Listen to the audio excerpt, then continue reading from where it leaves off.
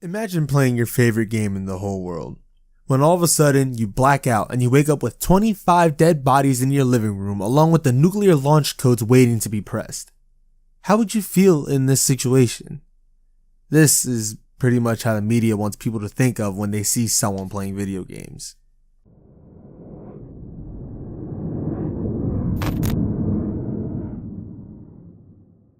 Video games have been in the media ever since its creation, whether it's talking about the newest hit video games coming out, the newest video game console, or better yet, if video games can cause you to kill somebody. Whether or not that statement is true is a heated debate that's been going on for ages. This video is hoping to clear some of that heat up and give a better understanding of both sides and try to come to a conclusion on whether video games can or cannot cause violence. The argument surrounding video game violence is due to many acts of terror being committed by people who play violent video games. These people being Newtown shooter Adam Lanza, Batman Theater shooter James Holm, and Columbine shooters Eric Harris and Dylan Klebold, just to name a few. Playing violent games can cause anybody to be violent. The age range doesn't matter. From children to adults, video games can affect the mind. There are also people who don't agree with this statement, saying that video games don't directly affect the player to commit violent crimes. It instead lies within the player's mind. It's a psychological game that's being played. It's a hard topic to research due to the human brain being so complex, but we can crack down on some reasons as to why and how people think and don't think this way when it comes to video games.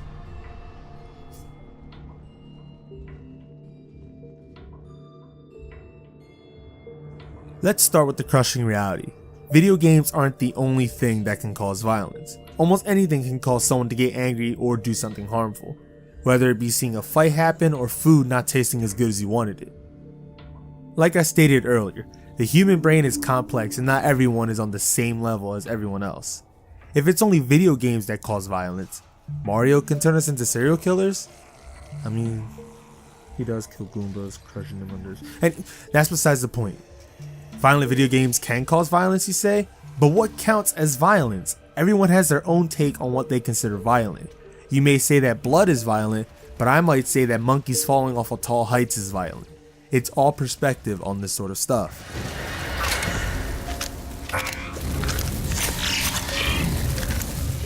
An article titled "What Science Knows About Video Games and Violence" by Brandon Keem on PBS.org claims that video games may or may not cause violence, but he leans on the may cause violence side of things. In this article, Keem states that scientists have studied 130,000 people playing first-person shooters and seeing how they react to certain situations, such as responding more violently to irritation or acting more negatively towards violent videos. Later in the article, Keem writes that a psychiatrist, Ryan Hall, feels that there isn't enough science done to suggest that video games cause more violence in children than if they're watching TV.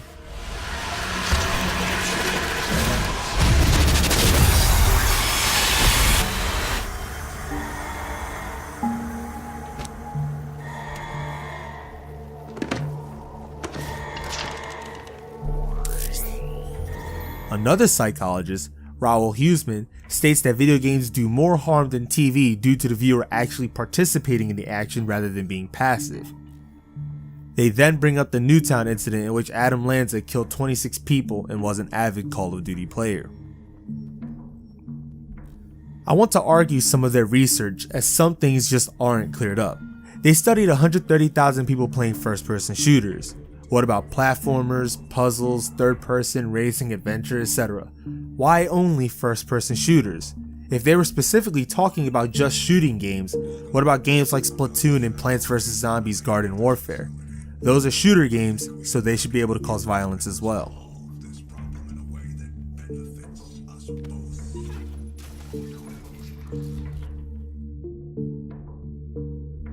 Now onto some of the more scientific stuff. A famous yet controversial experiment led by Albert Bandura was done in 1961 on children called the Bobo doll experiment. He had adults act violently to an inflatable clown doll in front of children, then had the adults leave the room, keeping the children in the room with the same doll to see if they would mimic what they had just watched. Turns out the children did mimic the adults, even doing more creative ways to hurt the doll. The model pummeled the doll with a mallet, flung it in the air,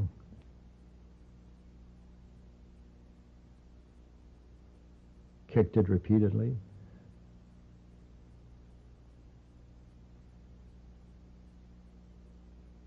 Threw it down and beat it.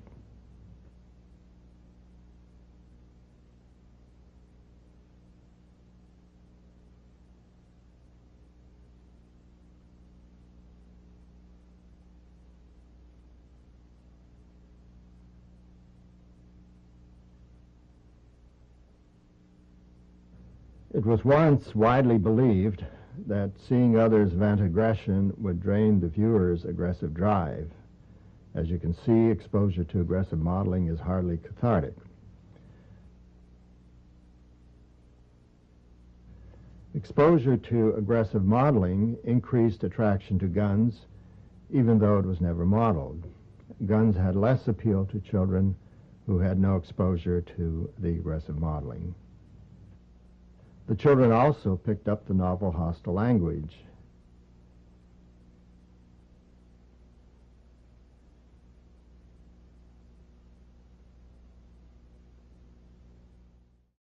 If you take just that experiment alone, then yeah, video games can cause violence. But that would also mean watching TV and watching movies can also cause violence. When we were kids, at birthday parties we would beat up a piñata until candy flew out. But beating up the piñata didn't affect us, even though it's more interactive than video games. As kids, we realized it's just a fun little game. Why can't that mindset be put for video games? Why is it so hard to resist popping bubble wrap? What about that cute puppy you saw the other day? Didn't you just want to pick it up and squeeze it to death? Obviously, you wouldn't want to hurt an animal, but we all have that feeling. So do looking at cute things make us violent? A study called the bubble wrap experiment took participants and studied whether they popped more bubbles looking at neutral stimuli pictures versus positive stimuli pictures. It was shown that the subjects popped more bubbles looking at the positive stimuli than the neutral. You would then get the odd one out who didn't pop as much, making it a matter of perspective. Perspective is a very strong concept. You could look at a trash can and say that it's filthy and disgusting, while another person can look at it and find it interesting and desirable. Perspective plays an important role in society and in us as humans. It can make us stray or approach certain situations. In terms of gaming, some people find violent video games a way to acting out your wildest dreams that you wish you could portray in real life, while others simply find it a way to kill time, or to escape a reality to leap into a different world for a bit. Kind of like TVs, movies, and music do.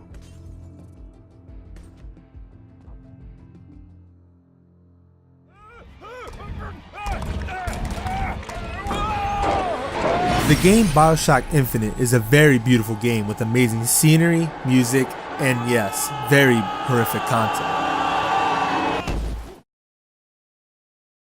Columbia?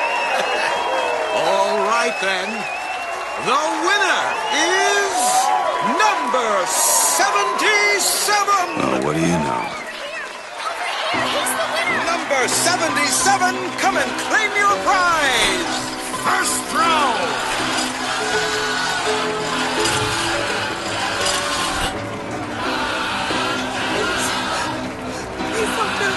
It was all me, please! Please, what are you doing? Come on. Are you gonna throw it?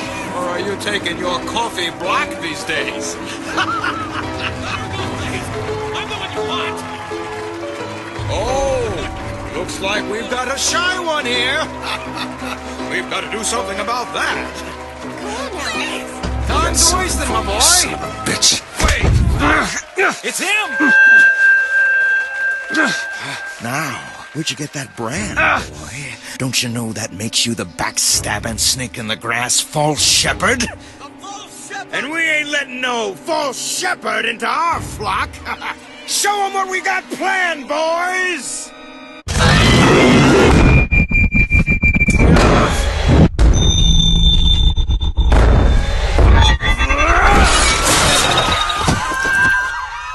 Stop him! Stop him! Shepherds come to lead on. But that's not what the game is about. The game is about trying to find a girl who could wipe away the debt that has been bestowed onto the player. You just happen to be in a floating city that is filled with racist people to the brim who try to kill you just because you have the letters AD engraved on your hand. All your character wants to do is find this girl so he can live peacefully.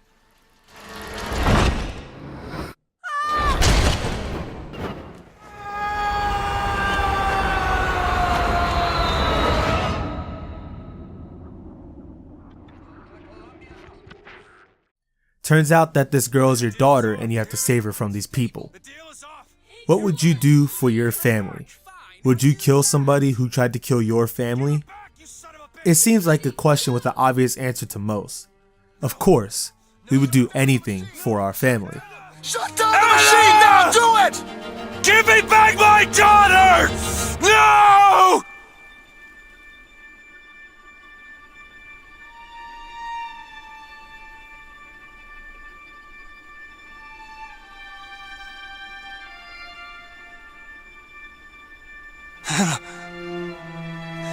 Anna? No. No. I'm sorry. I'm so sorry. Anna, I'm sorry.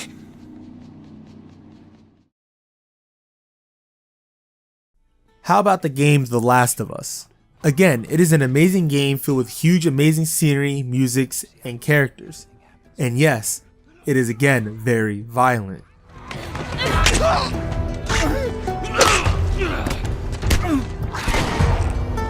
In fact, in the beginning of the game, your character's daughter gets killed. They're getting closer.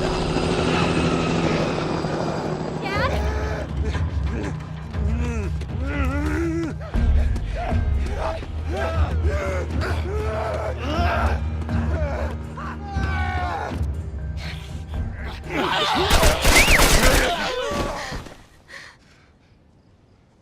It's okay, baby. We're safe. We're safe. Hey, we need help. Stop! Please. It's my daughter. I think her leg is broken. Stop right there! Okay. We're not sick. Got a couple of civilians in the outer perimeter. Please advise. Daddy, what about Uncle Tommy? We're gonna get you to safety and go back for him, okay? Sir, there's a little girl. But...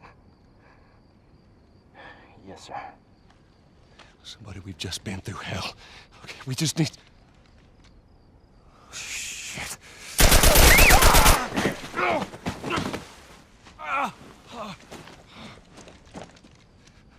Please don't.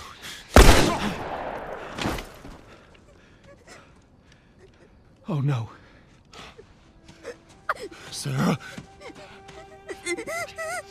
Move your hands, baby. I know, baby, I know. Listen to me, I know this hurts, baby. You're gonna be okay, baby. Stay with me. All right, I'm gonna pick you up. I know, baby, I know it hurts. Come on, baby, please. I know, baby, I know. Sarah. Baby. Don't do this to me, baby. Don't do this to me, baby. Come on.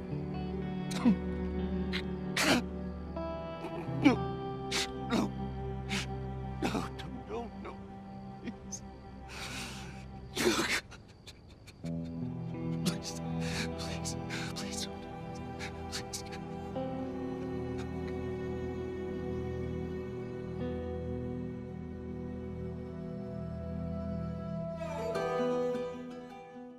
This game is one of the best-selling games on the PS3 and has won many awards, yet it's a violent title. Why? This is due to its story. You play as a character named Joel, who has to smuggle a teenage girl named Ellie across the country in a post-apocalyptic zombie-infested world. In the start, Joel and Ellie can't stand each other, but as time progresses, a father-daughter relationship starts to build. A very human feeling is being played out. There's games that let you choose what you want to do in certain situations to test your sense of self, to put you in the character's shoes. For example, Telltale's Walking Dead is an amazing example of this, specifically the ending of the first game.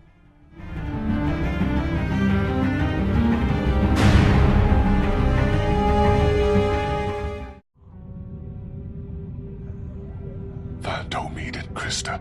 They're outside of town, by the train. You remember how to get back there? Yes. Good. They'll take good care of you.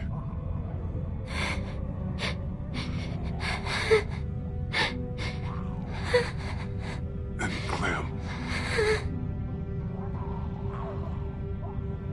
Stay away from the cities. Definitely.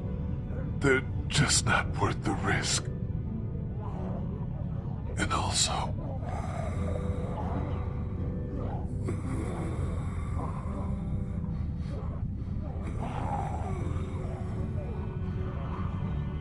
What? What is it? no, don't worry. All right. I'll miss you. Me too.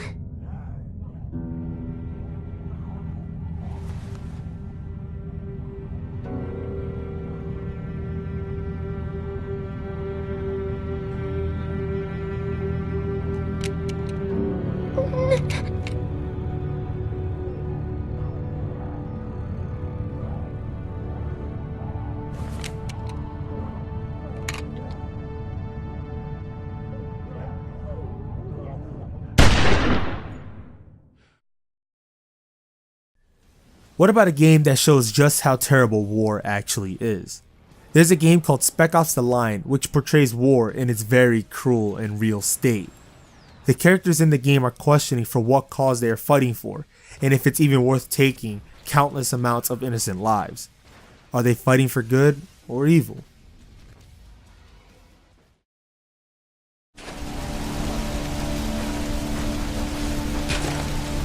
Come on. He's already dead.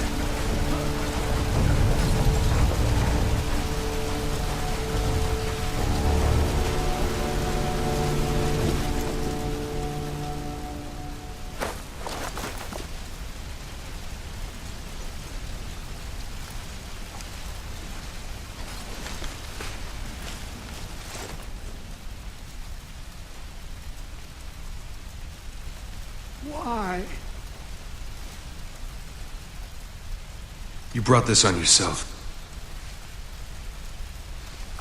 We were helping. What? Oh no.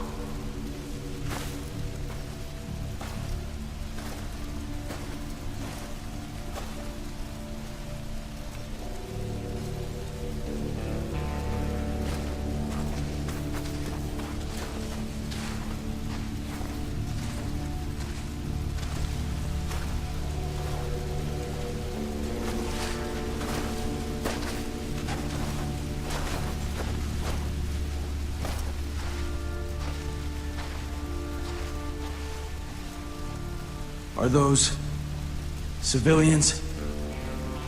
Where'd they come from? There's no camp here.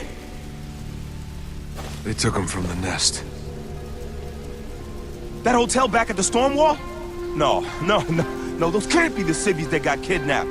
It's not possible. Yeah, it is. That's why Gould stormed this place. He didn't want the king. He was trying to rescue his people. This is your fault, goddammit! Stop right there, Lugo. What it is, he wouldn't really have a choice. He turned us into fucking cowards and now, Sergeant. No, I'm talking to now. We need to keep moving. What? Reinforcements will be here any second. We need to keep moving. But Walker, you're not even... I'm gonna make these bastards pay for what they've done. Now, are you with me or not?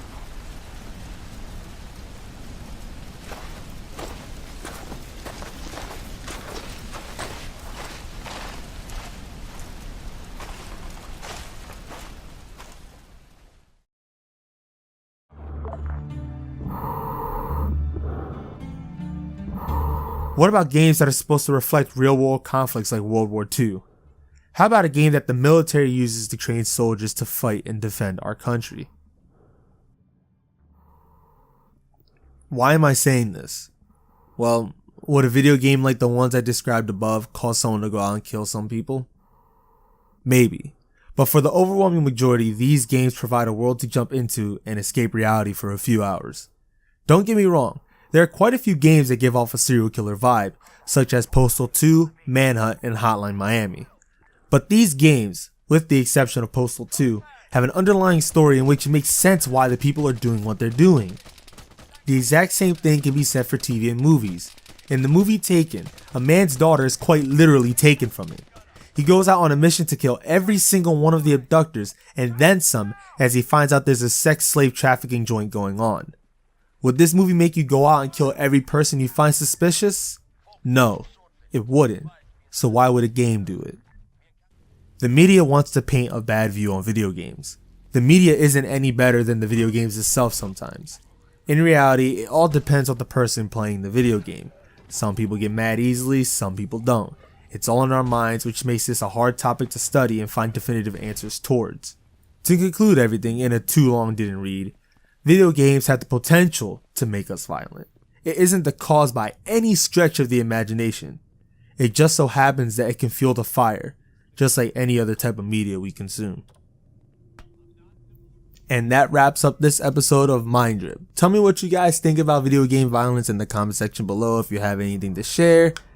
And if you like it, give the video a thumbs up. If you don't like it, give the video a dislike. You know, it doesn't matter. We're all cool here. And subscribe to the channel if you want to see more. Donate to my Patreon if you want to help a brother out, you know, get through school and stuff. And with that, I will see you guys in the next video.